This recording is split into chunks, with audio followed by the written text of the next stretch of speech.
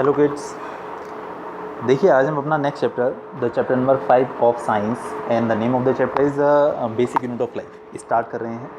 और बेसिकली देखिए जो ये चैप्टर है the basic unit of life, ये बताता है कि मतलब कोई भी जो ऑर्गेनिज़म है, कोई भी जो लिविंग ऑर्गेनिज़म है, वो बेसिकली किस चीज़ का बना हुआ है ना, उसकी जो फंडामेंटल यूनिट है, मतलब कि जो जैसे वो कंपोज्ड ऑफ है, जो सबसे पहले जो चीज़ उसे बनाने में यूज़ हुई, ठीक है ना, मतलब कि उसे कहा जाता है सेल, ठीक है ना, that is said to be the sale, उसे सेल कहा जाता है।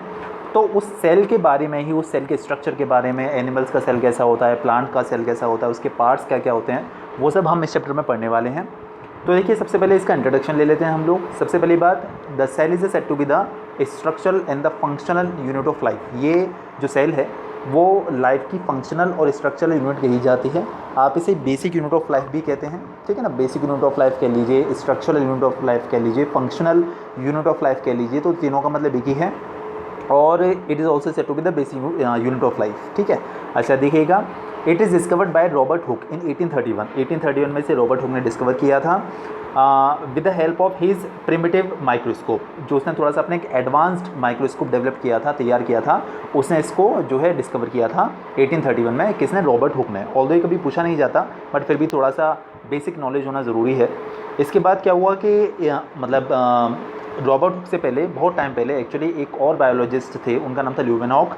ल्यूवेनहॉक ने 1674 में बेसिकली सबसे पहले लिविंग सेल के बारे में बता दिया था, ठीक है ना। और इन्होंने जो है एक मतलब एक नॉर्मल काइंड का माइक्रोस्कोप यूज़ किया था इसको स्टडी करने के लिए, इसके स्ट्रक्चर को स्टडी करने के लिए। और इसके बाद क्या हुआ कि 1831 में रॉबर्ट ब्राउन, ठीक है ना, रॉबर्ट ब्राउन ने सेल के अंदर का स्ट्रक्चर, मतलब कि उसका जो होना, मतलब आप कह सकते हैं सेल का सेंटर, जो centre part of the cell है, जो कि सेल के सारे फंक्शंस, सेल के अंदर जो भी हो रहा है उसे कंट्रोल करता है, जिसे कहा जाता है न्यूक्लियस, ठीक है ना। तो उसकी डिस्कवरी की थी रॉबर्ट ब्राउन ने 1831 में। इसके बाद पुरकिंजे, ठीक है ना, coined the term protoplasm for the fluid substance of the cell. 1839 में उन्होंने ऐसा किया था। मतलब जो सेल है उसके अंदर एक फ्लूइड सब्सटेंस मिलता है, मतलब एक लिक्विड जैसा सब्सटेंस मिलता है, और उसे उन्होंने नाम दिया था प्रोटोप्लाज्म। ये किसने नाम दिया था? पुरकिंजे ने, ठीक है। तो इस तरीके से थोड़ा सा इंट्रोडक्शन है सेल का, और बढ़ते हम लोग आगे इसी के साथ। हाँ जी, इसके बाद देखिएगा सेल थ्योरी। सेल थ्योरी देखिए कुछ नई चीज़ नहीं है, ये यही बताना चाहते हैं कि जो भी लिविंग ऑर्गेनिजम्स हुआ करते हैं, जो भी लिविंग ऑर्गेनिजम्स हैं, वो सारे के सारे जो है उनकी जो शुरुआत होती है, उनकी बॉडी की डेवलप होने की जो शुरुआत होती है वो सेल से होती है। जैसे अगर आप देखिए, सब लोग ये एग्जांपल देते हैं, मैं भी दे रहा हूँ, कि अगर आप किसी दीवार की शुरुआत करते हैं, किसी दीवार को बनाने की स्टार्टिंग करते हैं, तो आप क्या करते हैं कि सबसे पहले एक ब्रिक लगाते हैं, एक ईंट लगाते हैं। उसी तरीके से जब किसी ऑर्गेनिज्म के बनने की शुरुआत होती है तो सबसे पहले जो चीज़ अप्लाई होती है, जो सबसे पहली चीज़ यूज़ होती है, वो होती है सेल, ठीक है ना। तो सारे ऑर्गेनिजम्स, मतलब कि ऑल द लिविंग ऑर्गेनिजम्स। तो देखिएगा, the theory that all the plants and the animals are composed of cells and the cell is the basic unit of life was presented by 2 biologist. कौन कौन से? श्लाइडेन and श्वेन, ठीक है ना। ये 2 basically biologist थे। इन्होंने जो है सबसे पहले बताया था कि जो सेल, जितने भी ऑर्गेनिजम्स हैं वो सारे के सारे सेल से मिलकर बने हुए हैं, और जो सेल है that is the basic unit of life, वो लाइफ की बेसिक यूनिट कही जाती है, ठीक है। इसके बाद एक और बात देखिए भाई, एक और बायोलॉजिस्ट जो है तो उनका नाम था वर्शाव, ठीक है ना। उन्होंने क्या बताया था? उन्होंने एक और सजेशन दिया था। उन्होंने बताया था कि जो एक सेल होता है वो उससे प्री एग्जिस्टिंग सेल से डेवलप होता है। मतलब ये कहने का कि जैसे एक सेल है, उसे नया सेल कैसे बनता है, वो जो एक ओरिजिनल वाला सेल है, जो प्रिमिटिव सेल है, वो डिवाइड हो जाता है 2 पार्ट्स में, उसे 2 सेल बन जाते हैं। जो 2 सेल बनते हैं वो फर्दर 2 पार्ट्स में डिवाइड हो जाते हैं, तो उससे इस तरीके से 4 सेल बन जाते हैं। जो 4 सेल हैं वो फर्दर 2 पार्ट्स में डिवाइड हो जाते हैं, उससे 8 सेल बन जाते हैं। इस तरीके से सेल जो है वो नंबर में बढ़ते चले जाते हैं। ये बताया था वर्शाव ने, ठीक है। The cell theory was further expanded by Virchow by suggesting that all cells arise from pre existing cell. किसी भी सेल का जो बर्थ है, मतलब किसी भी सेल का जो बॉर्न होता है, वो उसके प्री एग्जिस्टिंग सेल, मतलब कि पहले से एग्जिस्ट करने वाले सेल से वो डेवलप हुआ करता है, ठीक है। चलिए इसके बाद देखिएगा, नंबर ऑफ सेल्स के बेसिस पर आप ऑर्गेनिजम्स को 2 पार्ट में डिवाइड कर सकते हैं, नंबर ऑफ सेल्स के बेसिस पर। कुछ ऑर्गेनिजम्स तो ऐसे होते हैं जिनके अंदर सिर्फ एक सेल होता है, उन्हें कहा जाता है यूनिसेलुलर ऑर्गेनिजम्स। कुछ ऐसे ऑर्गेनिजम्स होते हैं जिनके अंदर बिलियंस ऑफ सेल्स प्रेजेंट होते हैं, जिन्हें कहा जाता है मल्टी सेलुलर ऑर्गेनिज्म, जैसे लाइक अस, ठीक है। तो देखिए unicellular organisms, these organisms are single cell, उसके अंदर सिर्फ एक सेल प्रेजेंट होता है, परफॉर्म ऑल द फंक्शन, और जो एक ही सेल है वही सारे फंक्शंस उनके करता रहता है। मतलब उनकी बॉडी में जितने भी फंक्शंस हो रहे हैं वो सारे के सारे फंक्शन, सारे के सारे काम सिर्फ एक ही सेल कर सकता है। बट हमारे अंदर ऐसा नहीं है। हमारे अंदर जो अलग अलग सेल्स होते हैं उनका काम अलग अलग होता है, कुछ और करते हैं, कुछ और करते हैं। ठीक है, आप इसके यूनिसेलुलर ऑर्गेनिजम्स के अगर कुछ एग्जांपल्स लेना चाहें तो आप ले सकते हैं अमीबा, पैरामीशियम, बैक्टीरिया, ये कुछ इनके एग्जांपल्स हो सकते हैं। Which are the examples of unicellular organisms. इसके बाद देखिएगा मल्टी सेलुलर ऑर्गेनिजम्स, मतलब ऐसे ऑर्गेनिजम्स जो कि बिलियंस ऑफ सेल से मिलकर बने हुए हैं उन्हें कहा जाता है multi cellular organisms. Many cells grouped together to perform different functions in the body and also from the various body parts. For example आप ले सकते हैं फंगाई, कुछ लोग इसे फंगी भी कहते हैं बट रियली इसका जो राइट प्रोनाउंसिएशन है वो फंगाई है। प्लांट्स, एनिमल्स, ये जो है सारे के सारे मल्टी सेलुलर ऑर्गेनिजम्स हैं, इसके अंदर बिलियंस ऑफ सेल्स प्रेजेंट होते हैं इनके अंदर। ठीक है, चलिए इसके बाद देखिएगा the shape and the size of cells are different according to the kind of the function they perform. देखिए हर एक सेल का जो स्ट्रक्चर होता है वो डिपेंड करता है कि वो कैसा काम कर रहा है, हमारी बॉडी के अंदर क्या फंक्शन परफॉर्म कर रहा है, उसके अकॉर्डिंग उसकी शेप बनती है, उसके अकॉर्डिंग उसका साइज़ बनता है, उसके अकॉर्डिंग उसकी डिज़ाइन बनती है। ठीक है, और देखिएगा मतलब ये कहने का कि जो सेल होता है, मतलब जो मल्टी सेलुलर ऑर्गेनिजम्स होते हैं उनके अंदर सेल्स के बीच में वर्क का डिवीज़न हो जाता है, लेबर का डिवीज़न हो जाता है कि भाई आपको ये काम करना है, इस वाले सेल को ये काम करना है, इस वाले सेल को ये काम करना है। जैसे हमारा जो ब्लड है, ब्लड के अंदर जो सेल्स प्रेजेंट हैं वो सर्कुलेशन का काम करते हैं। ठीक है, और जो है जो नर्वस सिस्टम के अंदर जो सेल्स प्रेजेंट हैं वो हमारे मैसेजेस को बॉडी में, पूरे बॉडी में सर्कुलेट करने का काम करते हैं। तो अलग अलग सिस्टम हुआ करता है हर एक सेल का। अच्छा, और देखिएगा each cell has certain kind of the cell organelles to perform different type of the functions like mitochondria for respiration. अलग अलग सेल्स जो होते हैं उनके अंदर अलग अलग सेल ऑर्गेनल्स होते हैं जिसकी वजह से वो अलग अलग परफॉर्मेंस कर पाएँ, अलग अलग काम कर पाएँ। जैसे कि आप एग्जांपल ले सकते हैं माइटोकॉन्ड्रिया का। माइटोकॉन्ड्रिया रेस्पिरेशन के काम में आया करता है, ये रेस्पिरेशन में यूज़ हुआ करता है, ये हमारी एनर्जी को स्टोर करके रखता है सेल के अंदर। ठीक है, चलिए इसके बाद हालांकि इसके बारे में सेल ऑर्गेनल्स के बारे में और माइटोकॉन्ड्रिया के बारे में ये सब आगे आपको अच्छे से मिल जाएगा। इसके बाद देखिएगा types of the cells. Cell basically दो तरीके के होते हैं, एक होते हैं प्रोक्रियोट्स, एक होते हैं यूक्रियोट्स। प्रोक्रियोट्स, यूक्रियोट्स, आप इन्हें प्रोक्रियोटिक सेल्स और यूक्रियोटिक सेल्स के नाम से भी जाना करते हैं। प्रोक्रियोट्स और यूक्रियोट्स, ये दो काइंड के सेल्स हुआ करते हैं। ठीक है, देखिए इनके बारे में पहले हम जब बात करते हैं तो थोड़ा सा डिफरेंस पढ़ लेते हैं। डिफरेंस से आपको ये एडवांटेज मिल जाएगा, आपको दोनों के बारे में नॉलेज भी हो जाएगी और डिफरेंस भी समझ में आ जाएगा। देखिएगा प्रोक्रियोटिक सेल्स जो होते हैं उनके बारे में अगर बात करें तो cells of the organisms lack nuclear membrane. इनके अंदर न्यूक्लियर मेम्ब्रेन नहीं होती। मेम्ब्रेन बेसिकली क्या होता है, एक थिन लेयर होती है जो कि किसी भी बॉडी के चारों तरफ प्रेजेंट होती है और जो अपने अंदर सर्टेन मटेरियल्स को ही आना जाना अलाउ करती है। मतलब कि उसके अंदर हर एक चीज़ एंटर नहीं कर सकती और हर एक चीज़ बाहर नहीं जा सकती, है ना। तो जो है जो प्रोक्रियोटिक सेल्स जो हुआ करते हैं उनके अंदर न्यूक्लियर मेम्ब्रेन प्रेजेंट नहीं होते, और जो यूक्रियोटिक सेल्स जो हुआ करते हैं उनके अंदर न्यूक्लियर मेम्ब्रेन प्रेजेंट होती है। इनके अंदर न्यूक्लियोलस एब्सेंट होता है, न्यूक्लियोलस प्रेजेंट नहीं होता। अभी आपको पता चलेगा न्यूक्लियोलस होता क्या है, जब हम सेल के स्ट्रक्चर के बारे में स्टडी करेंगे तब आपको न्यूक्लियोलस के बारे में पता चल जाएगा। और इनके अंदर न्यूक्लियोलस प्रेजेंट होता है। इनके अंदर एक क्रोमोसोम होता है, इनके अंदर एक क्रोमोसोम भी हो सकता है और बहुत सारे क्रोमोसोम्स भी हो सकते हैं। सिंगल और several chromosomes can be present in eukaryotic cells. अच्छा, और देखिएगा रिप्रोडक्शन इज़ ऑलवेज असेक्सुअल, मतलब कि इसके अंदर सिर्फ मतलब मेल और फीमेल एक ही में होते हैं, इसमें अलग अलग मेल और फीमेल नहीं होते। और इसमें क्या होता है कि मतलब दोनों काइंड के हो सकते हैं, सेक्सुअल भी हो सकता है, असेक्सुअल भी हो सकता है। मतलब जो है मेल और फीमेल अलग अलग भी हो सकते हैं और सिंगल भी हो सकते हैं। ठीक है, आप इसमें एक एग्जांपल ले सकते हैं अर्थवर्म का। अर्थवर्म में मेल और फीमेल अलग नहीं होते, उसके अंदर मेल और फीमेल दोनों सेमी ऑर्गेनिज्म में प्रेजेंट होते हैं। ठीक है, अच्छा, और देखिएगा ये जो प्रोक्रियोटिक सेल्स होते हैं वो हमेशा यूनिसेलुलर ऑर्गेनिज्म के अंदर ही होते हैं, और ये जो यूक्रियोटिक सेल्स होते हैं वो जनरली मल्टी सेलुलर ऑर्गेनिजम्स के अंदर प्रेजेंट होते हैं। अच्छा, और देखिएगा membrane bound cell organelles are absent. इनके अंदर सेल ऑर्गेनल्स प्रेजेंट नहीं होते। और इसके अंदर देखिएगा membrane bound organelles are present like mitochondria. Centriole इनके अंदर एब्सेंट होता है। देखिए ये सेंट्रियोल है, सेल मेम्ब्रेन है, सेल ऑर्गेनल है, ये सारे के सारे सेल के स्ट्रक्चर में आते हैं। अभी हम जब आगे जाके सेल का स्ट्रक्चर पढ़ेंगे तब इनके बारे में आपको बहुत अच्छे से मिल जाएगा। ठीक है, और देखिएगा centriole is present only in animal cells. Centriole यहाँ पर एब्सेंट होता है, लेकिन एनिमल सेल में सेंट्रियोल प्रेजेंट होता है।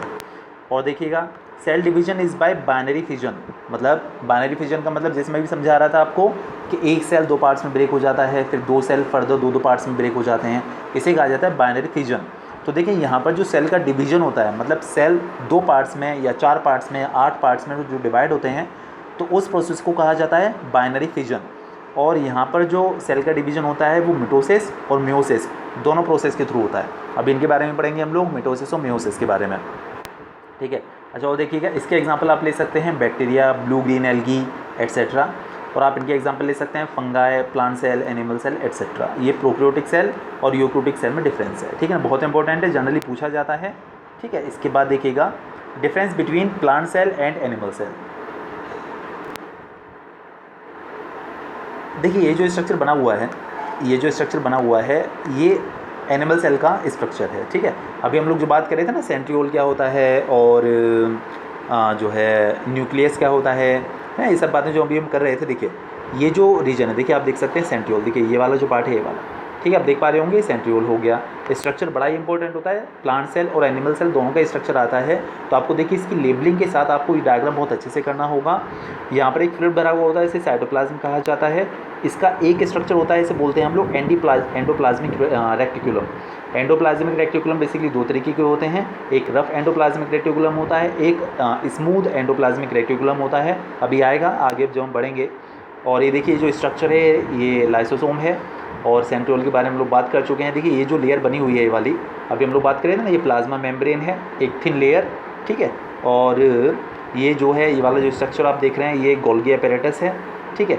और ये जो इसका सेंटर पार्ट है ये सारा फंक्शन कंट्रोल करता है, ठीक है। जैसे हमारा ब्रेन होता है ना, ब्रेन हमारी बॉडी को कंट्रोल करता है, इसी तरीके से जो ये जो सेंटर वाला पार्ट है इसका, ये इसके सारे फंक्शंस को कंट्रोल करता है सेल के, उसे कहा जाता है न्यूक्लियस, ठीक है। न्यूक्लियस के चारों तरफ एक लेयर बनी हुई होती है, एक लेयर पतली सी एक लेयर बनी होती है, जिसे कहा जाता है न्यूक्लियर एनवेलप। तो ये सारे के सारे स्ट्रक्चर के अंदर आ जाते हैं, ठीक है। चलिए इसके बाद बात आती है एनिमल सेल और प्लांट सेल के डिफरेंस के बारे में। तो देखिए आपको यहाँ से दोनों बातें पता चल जाएंगी, एनिमल सेल का स्ट्रक्चर भी पता चल जाएगा, प्लांट सेल का स्ट्रक्चर भी पता चल जाएगा। सबसे पहला और मेन डिफरेंस वो ये है कि एनिमल सेल में सेल वॉल नहीं होती, प्लांट सेल में सेल वॉल प्रेजेंट होती है। सेल वॉल मतलब इस सेल के चारों तरफ एक और लेयर प्रेजेंट होती है, उसे कहा जाता है सेल वॉल, जो कि सेल को एक रिजिडिटी प्रोवाइड करती है। मतलब उस सेल वॉल की वजह से जो सेल होता है वो काफ़ी ज़्यादा रिजिड हो जाता है, मजबूत हो जाता है। आप देख सकते हैं कि जो मतलब जो एनिमल सेल है, मतलब जो प्लांट सेल है, उसका स्ट्रक्चर जो एनिमल सेल है उससे ज़्यादा उसकी कंपेरेटिवली काफ़ी ज़्यादा हार्ड होता है। तो सेल वॉल की प्रेजेंस की ही वजह से होता है। सेल वॉल की वजह से ही अगर हम लोग फूल छोड़िए पत्तियाँ या घास अगर हम लोग खाने की कोशिश करें तो हम उसे डाइजेस्ट नहीं कर पाएंगे, क्योंकि उनमें चारों तरफ एक सेल वॉल प्रेजेंट होती है, और हमारे पेट के अंदर जितने भी एसिड्स या जो भी एंजाइम्स होते हैं वो सारे के सारे सेल वॉल को डाइजेस्ट नहीं कर सकते। इसीलिए हम लोग जो है पत्तियाँ या जो है घास ये सब डाइजेस्ट नहीं कर पाएंगे, ठीक है। अच्छा और देखिएगा प्लास्टिड्स इसमें एब्सेंट होते हैं। मतलब प्लास्टिड्स बेसिकली क्या होते हैं, जो कि एक पर्टिकुलर कलर प्रोवाइड करते हैं सेल को, ठीक है ना। आप देखेंगे प्लांट सेल में पत्तियों का कलर है ना जो है ग्रीन हुआ करता है, वो जो है उसके अंदर एक पिगमेंट प्रेजेंट होता है, इसे बोलते हैं हम लोग जो है क्लोरोफिल। आपको बहुत अच्छे से पता है ये बात। तो ये सारे के प्लास्टिड्स के एग्जांपल होते हैं, ठीक है ना। तो एनिमल सेल के अंदर प्लास्टिड्स नहीं होते और प्लांट सेल के अंदर प्लास्टिड्स होते हैं। सेंट्रियोल इनके अंदर प्रेजेंट होते हैं, अभी हमने डिस्कस किया था सेंट्रियोल, और सेंट्रियोल इसके अंदर एब्सेंट होते हैं। गोल्गी बॉडीज़ यहाँ पर प्रेजेंट होते हैं। गोल्गी बॉडीज़ आर प्रेजेंट उन्हें कहा जाता है डिक्टाइसोम, ठीक है, जो गोल्गी बॉडीज़ होते हैं उनको, ठीक है। चलिए इसके बाद देखिएगा इनके अंदर वैक्यूल एब्सेंट होते हैं। अगर प्रेजेंट भी होंगे तो काफ़ी ज़्यादा छोटे होंगे, और इनके अंदर वैक्यूल जो होते हैं प्रेजेंट होते हैं वो काफ़ी लार्ज इन साइज़ होते हैं, ठीक है। और देखिएगा सेंट्रोसोम इज़ प्रेजेंट विद 1 और 2 सेंट्रियोल। इनके अंदर सेंट्रोसोम प्रेजेंट होते हैं और इनके अंदर सेंट्रोसोम एब्सेंट होते हैं, मतलब कि प्लांट सेल के अंदर। देखिए ये प्लांट सेल का स्ट्रक्चर है, बड़ा ही कूल है।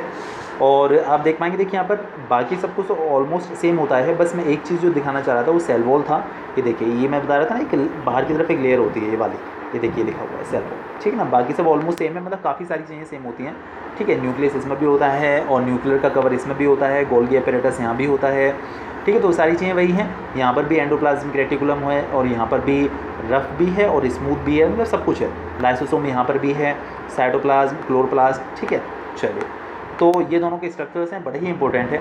तो अच्छे से कर लीजिएगा दोनों के स्ट्रक्चर्स, डायग्राम बनाकर प्रैक्टिस कर लीजिएगा, लेबलिंग की प्रैक्टिस कर लीजिएगा, क्योंकि कभी कभी वो स्ट्रक्चर दे देते हैं और लेबलिंग करवा देते हैं, कभी कभी पूरा काम दे सकते हैं भाई ड्रॉ भी करिए और लेबलिंग भी करिए, तो आपको दोनों काम वहाँ पर करने पड़ सकते हैं।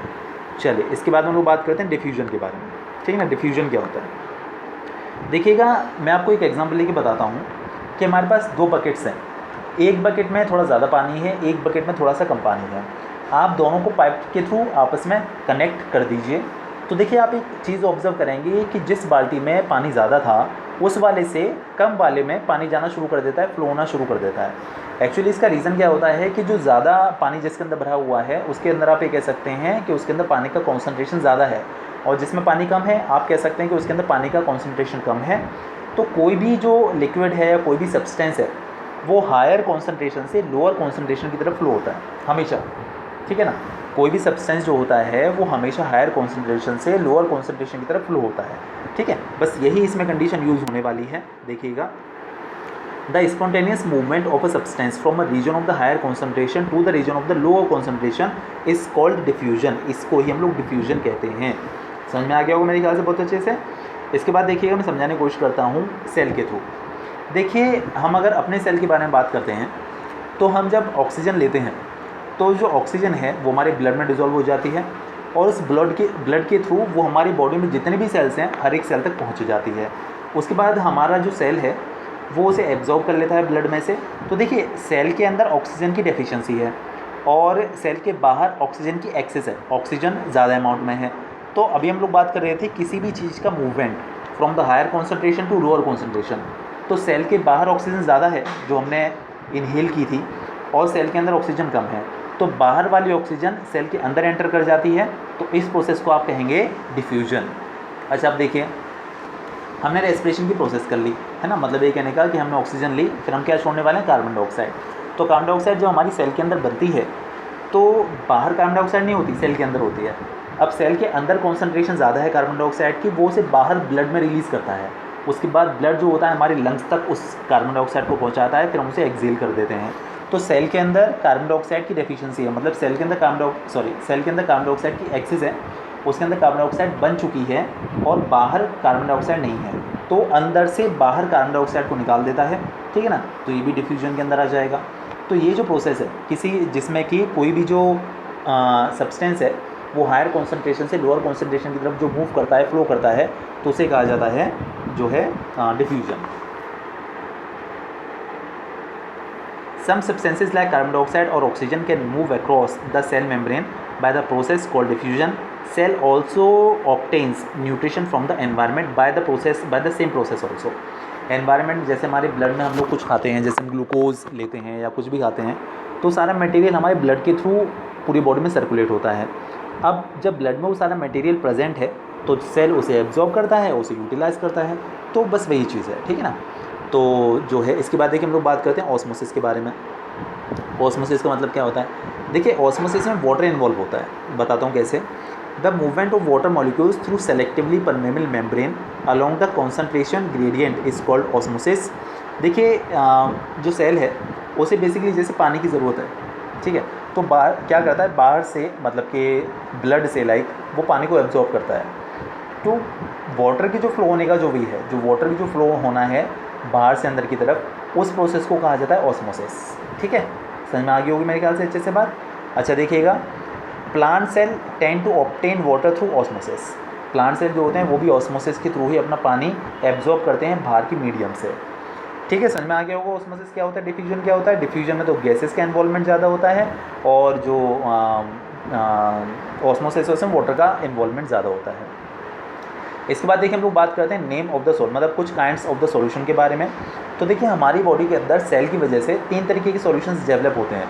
एक तो होता है हाइपोटोनिक, एक होता है आइसोटोनिक, एक होता है हाइपरटोनिक। ये 3 तरीके के सॉल्यूशंस हमारी बॉडी के अंदर सेल की वजह से बन जाते हैं। देखिए समझाता हूँ होता क्या है इसके अंदर। देखिए हाइपोटोनिक का मतलब क्या है, medium surrounding cell has higher water concentration than cell.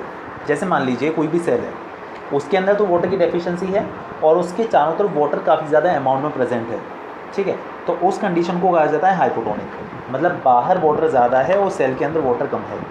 तो उस केस में क्या होता है कि बाहर वाला जो वाटर है वो सेल के अंदर एंटर कर जाता है by the process of osmosis.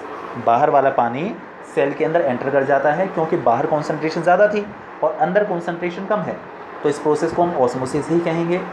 और इस केस में क्या होता है कि बाहर से पानी जब सेल के अंदर चला जाता है तो सेल स्वेलअप हो जाता है, सेल का साइज़ बढ़ जाता है इस कंडीशन में, क्योंकि अंदर जो है पानी एंटर कर गया तो अंदर वाला स्पेस पानी ऑक्यूपाई कर लेगा, तो इसीलिए सेल स्वेलअप हो जाएगा, वो उसका साइज़ बढ़ जाएगा। ठीक है, देखिएगा, cell will gain water by osmosis and likely to swell up. इसके बाद देखिए आइसोटोनिक सॉल्यूशन क्या होता है। आइसोटोनिक सॉल्यूशन में कंडीशन क्या होती है, medium has exactly the same water concentration than cell, मतलब जैसे जो सेल के अंदर जितना वाटर का कॉन्सेंट्रेशन है बाहर भी उतना ही वाटर का कॉन्सेंट्रेशन है, तो उस कंडीशन में जो सॉल्यूशन का डेवलपमेंट होता है उसे कहा जाता है आइसोटोनिक सॉल्यूशन। इस केस में क्या होता है कि पानी बाहर से अंदर भी जाता रहता है और अंदर से बाहर भी जाता रहता है, और उस केस में मतलब जो आइसोटोनिक सॉल्यूशन बनता है उस केस में सेल की साइज़ पर कोई इफेक्ट नहीं पड़ता। Water crosses the cell membrane in the both directions, cell will stay the same size. इसके बाद देखिएगा हाइपोटोनिक सॉल्यूशन क्या होता है। हाइपोटोनिक सॉल्यूशन में क्या कंडीशन होती है कि सेल के अंदर वाटर का कॉन्सेंट्रेशन ज़्यादा होता है और बाहर वाटर का कॉन्सेंट्रेशन कम होता है, तो इस केस में क्या होता है कि सेल के अंदर जो वाटर प्रेजेंट है वो बाहर निकल आता है, ठीक है ना, और again the process of osmosis, और जो है मतलब अंदर वाला पानी बाहर ज़्यादा निकल कर आता है, और इस केस में जो सेल होता है वो श्रिंक हो जाता है, उसका साइज़ कम हो जाता है। ठीक है, समझ में आ गया होगा मेरे ख्याल से। हाइपोटोनिक भी समझ में आ गया होगा, आइसोटोनिक भी समझ में आ गया होगा, और हाइपोटोनिक भी समझ में आ गया होगा। ठीक है, चलिए इसके बाद हम लोग बात करते हैं अपना आगे। हाँ जी, प्लाज्मा मेम्ब्रेन और सेल मेम्ब्रेन दोनों का मतलब एक ही है। प्लाज्मा मेम्ब्रेन भी आप कह सकते हैं और सेल मेम्ब्रेन भी कह सकते हैं। जो हमने स्ट्रक्चर में पढ़ा था ना, सेल के स्ट्रक्चर में सारे पार्ट्स धीमे धीमे करके आते चले जाएंगे। देखिए भाई, सेल मेम्ब्रेन और प्लाज्मा मेम्ब्रेन क्या करती है। This is the outermost covering of the cell that separates the contents of the cell from its external environment। जो सेल है उसकी जो आउटरमोस्ट कवरिंग है उसे कहा जाता है प्लाज्मा मेम्ब्रेन और सेल मेम्ब्रेन। ये क्या करती है कि सेल के आसपास का जो एनवायरनमेंट है उससे सेल को सेपरेट कर देती है। मतलब ये कहने का कि जो सेल के बाहर हर एक मटेरियल है वो उसके अंदर एंटर नहीं कर पाता। ये ना एक जो है एक ऐसी लेयर है जो कि जो है मतलब सर्टेन सब्सटेंसेस को ही सेल के अंदर एंटर करने देती है, मतलब हमारे सेल को सेफ रखते हैं, आप ये मान के चलिए। ठीक है, द प्लाज्मा मेम्ब्रेन अलाउज और permits the entry and exit of some materials, remember this, some materials in and out of the cell, मतलब कुछ ही मटेरियल्स को वो सेल के अंदर जाने देती है, कुछ ही मटेरियल्स को बाहर भी आने देती है। मतलब ऐसा नहीं है कि जो मन चाहे सेल के अंदर एंटर कर जाएगा हमारी बॉडी के अंदर। ठीक है, मतलब ये हमारे सेल का सेल सेफ बने रहें, इसीलिए जो है ये नेचर का एक जो अरेंजमेंट है। It also prevents movement of some other materials. The cell membrane is called selectively permeable membrane. Selectively permeable membrane मतलब कि ये सिर्फ सेलेक्टिवली सब्सटेंसेस को ही, सेलेक्टेड सब्सटेंसेस को ही अंदर बाहर जाना अलाउ करती है। आप इसे अपनी जो सीव होती है छलनी, उसे कंपैरिजन करके देख सकते हैं कि जब आप छलनी में से चाय छानते हैं तो वो जो लिक्विड मटेरियल है सिर्फ उसको ही जाने देती है, बाकी जो सॉलिड मटेरियल है उसे वहाँ पर रोक लेती है।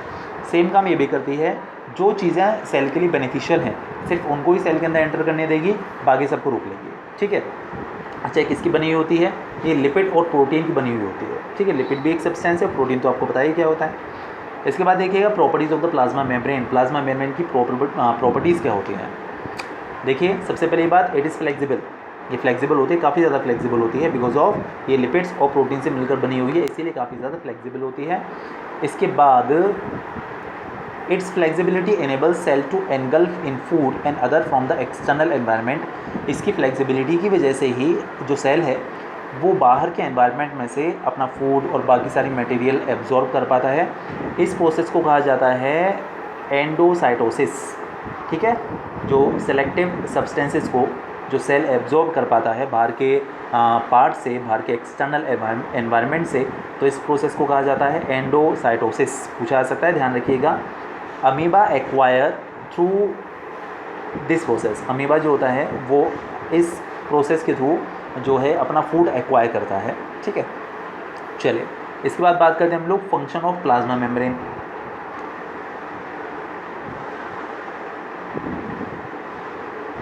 ये वापस से मैंने वही चीज़ लिख दी है। ठीक है, वो सेम ही चीज़ है, सेल मेम्ब्रेन प्लाज्मा मेम्ब्रेन दोनों का मतलब एक ही है। तो प्लाज्मा मेम्ब्रेन सेल मेम्ब्रेन, तो प्रॉपर्टीज ऑफ प्लाज्मा मेम्ब्रेन ही ये अच्छा वापस से लिख दिया मैंने।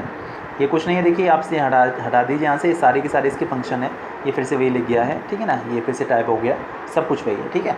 इसके बाद देखिएगा हम लोग बात करते हैं सेल वॉल के बारे में। सेल वॉल आप समझ चुके हैं होता क्या है। ये एनिमल सेल में प्रेजेंट ही नहीं होती, प्लांट सेल में प्रेजेंट होती है। Cell wall is another rigid outer covering in addition to plasma membrane found in plant cell not in animal cell. The cell wall lies outside the plasma membrane. देखिए जो cell wall होती है ना, एक तो plasma membrane है जो outer covering है, उसके बाहर एक और कवरिंग होती है, उसे सेल वॉल कहा जाता है, जो कि प्लांट सेल में ही प्रेजेंट होती है, एनिमल सेल में प्रेजेंट ही नहीं होती। ये बेसिकली प्लांट को एक रिजिडिटी प्रोवाइड करती है, एक टाइटनेस प्रोवाइड करती है, एक मजबूती प्रोवाइड करती है, जिससे कि प्लांट जो होते हैं उसके सेल काफ़ी ज़्यादा स्ट्रॉन्ग बन जाते हैं, ठीक है। Cell wall, the plant cell wall is mainly composed of cellulose. Cellulose is a complex substance which provides structural strength to the plant. समझ में आ गई होगी बात बहुत अच्छे से क्या होता है इसका मतलब। अभी हम लोग बात कर रहे थे कि उसको एक रिजिडिटी प्रोवाइड करती है, एक टाइटनेस मतलब एक स्ट्रेंथ प्रोवाइड करती है, जिसकी वजह से प्लांट सेल काफ़ी ज़्यादा स्ट्रॉन्ग बन जाते हैं। इसके बाद देखिएगा function of cell wall. Cell wall के फंक्शंस क्या क्या होते हैं। Cell wall permit the cells of plants. Cell wall जो होता है वो प्लांट के सेल के बारे में हम लोग बात करें, cell wall permit the cells of plant fungi and bacteria to withstand very dilute मतलब कि hypotonic external media through bursting, ठीक है। मतलब ये कहने का ये क्या कहना चाह रहे हैं कि जो सेल वॉल होती है वो प्लांट सेल को जो है प्रिवेंट करती है बस्ट होने से, क्योंकि काफ़ी ज़्यादा मजबूत है, ठीक है ना, काफ़ी ज़्यादा रिजिड है इसीलिए। अच्छा और देखिएगा, in such media the cells tend to take up water by osmosis. The cell swells, building up pressure against the cell wall. The cell wall exerts an equal pressure against the swollen cell. देखिए क्या कहना चाह रहे हैं कि जो cell wall होती है वो अलाउ करती है बाहर के मीडियम से पानी का अंदर एंटर करना, ठीक है, through the process of osmosis, और जिसकी वजह से जो प्लांट का जो सेल होता है वो स्वेलअप हो जाता है, ठीक है। चलिए और देखिएगा, because of cell wall cells can withstand much greater changes in the surroundings medium than animal cell. Cell wall की वजह से ही जो प्लांट सेल होता है वो सराउंडिंग में अगर काफ़ी ज़्यादा चेंजेस भी आ जाते हैं तो भी सर्वाइव कर लेता है, लेकिन जो एनिमल सेल होता है वो सराउंडिंग में अगर ज़्यादा चेंजेस आते हैं तो सर्वाइव नहीं कर पाता। आप देखते होंगे सर्दियों के दिनों में जानवरों की हालत बहुत बुरी होती है, ठीक है ना, जबकि प्लांट जो होता है उसका जो बल्क होता है वो इतना ज़्यादा स्ट्रॉन्ग होता है कि उस पर इतना ज़्यादा इफेक्ट नहीं पड़ता है ना, बट एनिमल की हालत बहुत ज़्यादा ख़राब हो जाती है। तो ये इसीलिए है क्योंकि प्लांट के पास सेल वॉल प्रेजेंट है जो उसे काफ़ी ज़्यादा स्ट्रेंथ और रिजिडिटी और मजबूती प्रोवाइड कर देती है, ठीक है। चलिए इसके बाद जो नेक्स्ट पार्ट आता है वो है प्लाज्मोलिसिस। इसकी डेफिनेशन पूछी जा सकती है। प्लाज्मोलिसिस क्या होता है। When a living plant cell loses water through osmosis there is shrinkage और contraction of the contents of the cell away from the cell wall. This phenomenon is said to be the plasmolysis. देखिए क्या कहना चाह रहे हैं, कभी कभी जो प्लांट सेल होता है वो अपने अंदर से पानी को लूज़ कर देता है, बाहर निकाल देता है। अभी ने पीछे डिस्कस किया था by the process of osmosis, उसकी वजह से उसमें श्रिंकेज आ जाता है, मतलब कि जो उसका जो सेल है वो श्रिंक हो जाता है और जो उसका जो शेप है वो जो है कम हो जाता है, उसका साइज़ कम हो जाता है। तो उस केस में देखिए क्या कंडीशन है, इस फेनोमेनन को ही हम लोग प्लाज्मोलिसिस के नाम से जाना जाता है, ठीक है, समझ में आ गया होगा। लेकिन ये बात ध्यान रखनी है कि सिर्फ प्लांट सेल के लिए ही है जो प्लाज्मोलिसिस है, वो सिर्फ प्लांट सेल के लिए ही है, ठीक है। चलिए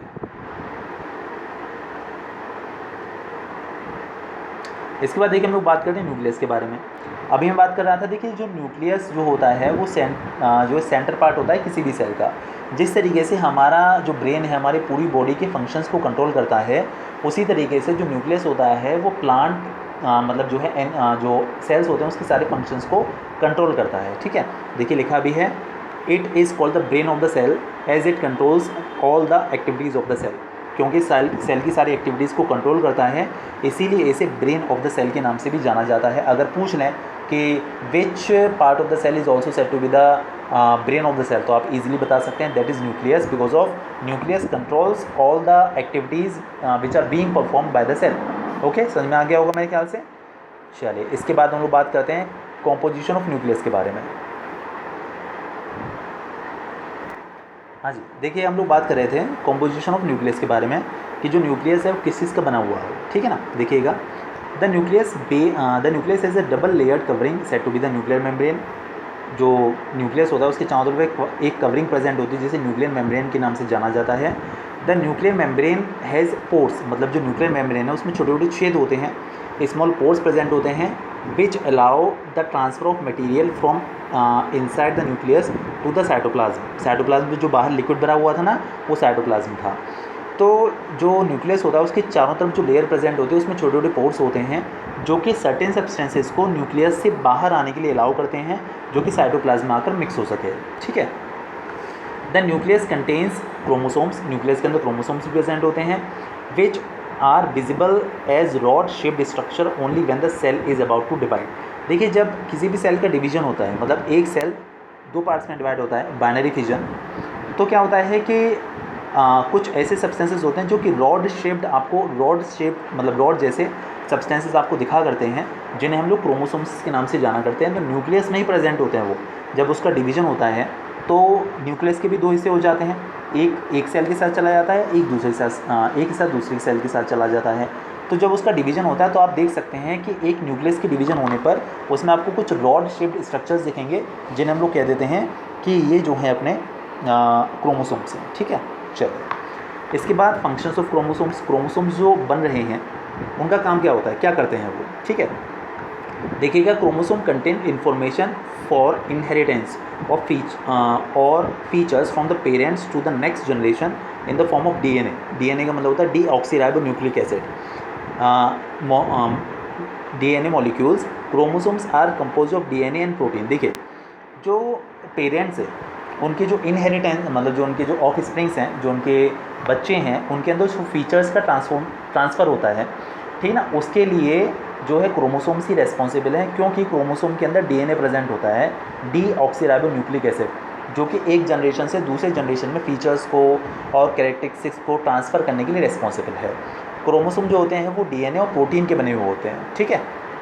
डीएनए आप समझिए कि किस काम में आता है। डीएनए किसी भी पेरेंट्स में से जो उनके ऑफस्प्रिंग्स हैं उनमें उनकी कैरेक्टरिस्टिक्स को, फीचर्स को ट्रांसफ़र करने के लिए यूज़ होता है। अच्छा, देखिएगा, DNA molecules contain information necessary for constructing and organizing cells. DNA जो होता है वो सारी इन्फॉर्मेशन अपने अंदर कंटेन करता है जो कि किसी भी सेल के कंस्ट्रक्शन के लिए और ऑर्गेनाइजेशन के लिए रेस्पॉन्सिबल है, वो सेल को बनाने के लिए रेस्पॉन्सिबल है, वो सब कुछ डीएनए के ही अंदर प्रेजेंट होता है। ठीक है। Functional segments of DNA are called genes. आपने कई बार सुना होगा कि जो है बच्चों के जीन्स अपने पेरेंट्स जैसे होते हैं, तो डीएनए की वजह से ही है। और डीएनए किसके अंदर प्रेजेंट है, क्रोमोसोम के अंदर प्रेजेंट है। ठीक है। In non dividing cell this DNA is present as a part of chromatin material. देखिए, कुछ सेल्स ऐसे होते हैं जो डिवाइड नहीं होते, वो एज इट इज़ बने रहते हैं, तो उनके अंदर जो डीएनए प्रेजेंट होता है वो क्रोमेटिन मटेरियल की फॉर्म में प्रेजेंट होता है, जो डिवाइड नहीं हो सकता। ये काफ़ी ज़्यादा स्ट्रॉन्ग पार्ट हुआ करता है सेल का। और देखिएगा, chromatin material is visible as entangled mass of thread like structures. Whenever the cell is about to divide, the chromatin material gets organized into chromosomes and performs cell division. ये जो chromatin material है वो cell division में help तो करता है, but खुद divide नहीं होता, वो एज इट इज़ बना रहता है। ठीक है। चलिए, इसके बाद बात आती है फंक्शंस ऑफ न्यूक्लियस के बारे में। देखिए, न्यूक्लियस जो होता है that is the brain of the cell. अभी हम डिस्कस कर चुके हैं बहुत अच्छे से। तो जो काम ब्रेन का है वो काम सेल के अंदर न्यूक्लियस करता है। The nucleus plays a central role in cellular reproduction. It is the process by which a single cell divides and forms two new cells. तो ये कौन कंट्रोल करता है?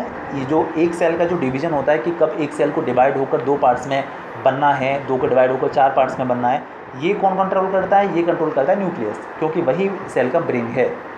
It also plays a crucial part along with the environment in determining the way the cell will develop and the what form it will exhibit the maturity by directing the chemical activities of the cell.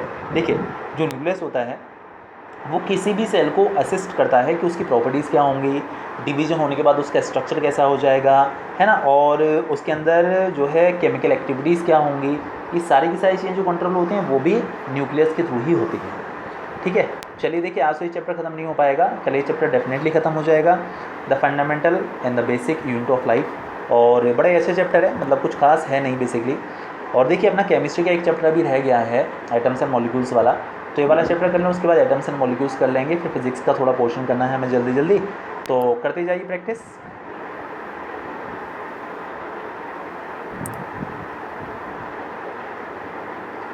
ठीक है, okay bye bye, next video में मिलते हैं फिर।